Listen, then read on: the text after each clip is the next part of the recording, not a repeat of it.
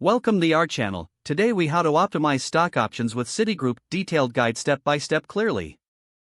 Begin by researching Citigroup's stock option offerings. Visit their official website to gather information on the stock options available. Create an account with Citigroup if you do not already have one.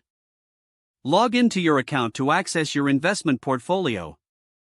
Carefully review the details of your current stock options.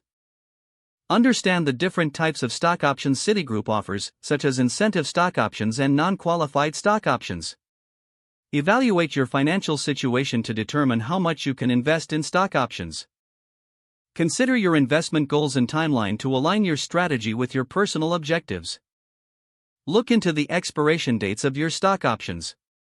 Identify any qualifying conditions that may affect your ability to exercise your options. Assess the potential tax implications of exercising your stock options.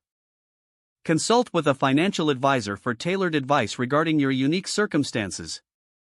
Analyze the performance of Citigroup stock by reviewing historical price trends. Check recent news and performance reports related to Citigroup. Determine the optimal time to exercise your stock options based on market conditions. Consider diversifying your portfolio by not concentrating all investments in Citigroup. Based on your assessments, decide whether to exercise your options now or later. Create a plan for exercising your stock options, factoring in your potential gains or losses. Monitor your Citigroup stock after exercising your options for further investment opportunities. Stay informed about changes in company policy or the market that may impact your stock options. Keep all documentation related to your stock options organized for future reference.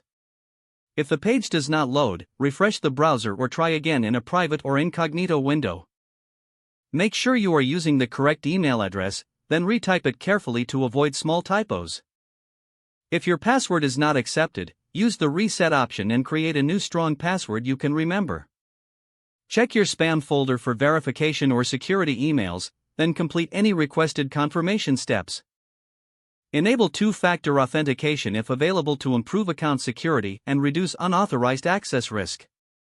After signing in, review your profile details so your contact information and settings are accurate and current. If you see an error message, note it down and try again after restarting your device and internet connection. Don't forget to like this video and subscribe to our channel for more step-by-step tech guides.